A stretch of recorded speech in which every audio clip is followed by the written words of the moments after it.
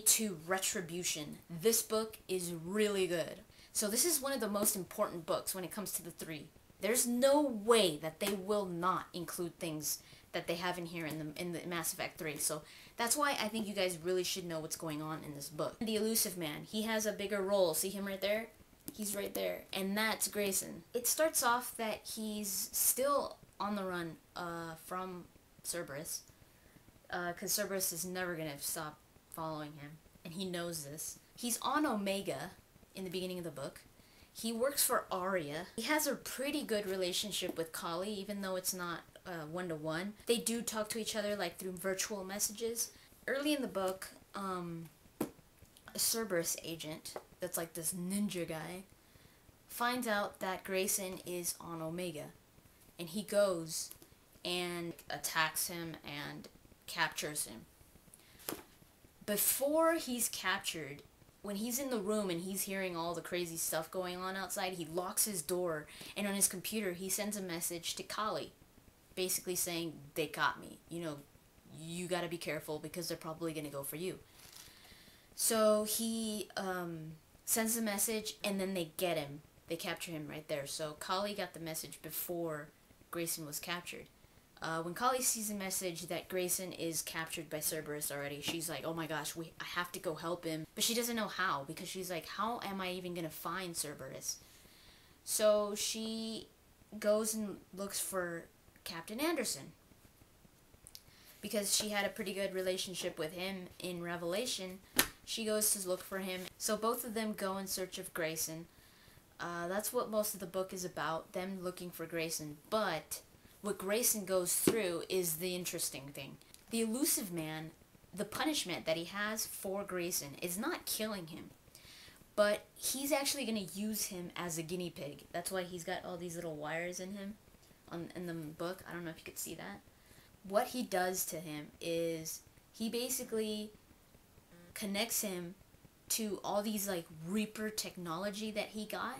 If I'm not mistaken, I think he got the Reaper technology from the Collectors. They wanted to try this out. So it's beyond indoctrination. Do you remember in Mass Effect, like Saren, he was indoctrinated by Sovereign, by the Reapers? It's kind of like that, but beyond it. He basically becomes a host for a Reaper. So he's kind of like the Husks, you know, those dudes on Mass Effect? Kind of like that, but not so drone-ish. Like, you know, he's super strong. He could heal like really quick. He basically turns into this like superhuman, biotic AI thing. So by injecting with him with all this stuff, he gets all these powers, and he starts hearing the Reapers talk to him, and tell him basically what he's supposed to do, and he could feel them controlling his limbs and make him walk, but he still has a lot of control of his own still at that point.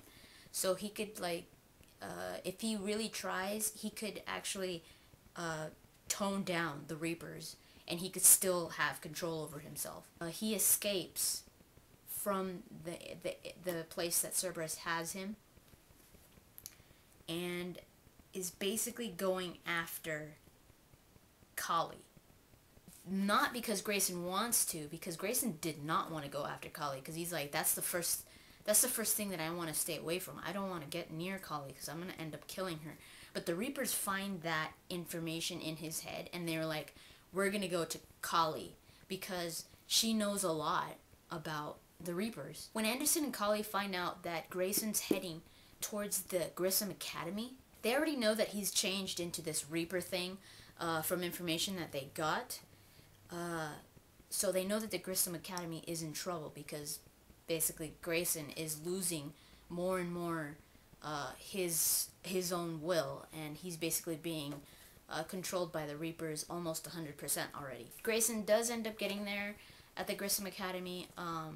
He does all this destruction. He kills a few people. Anderson and Kali get there a little bit late, but they do end up finding him. Anderson gets pretty hurt, and Kali does too, but they end up killing Grayson. So at the end, what Anderson requests they should do is take Grayson's body and study it.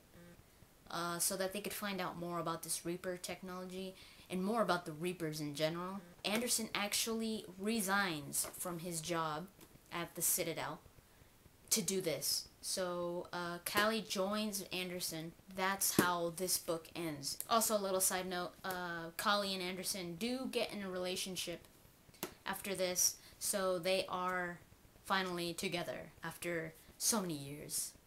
It's beautiful.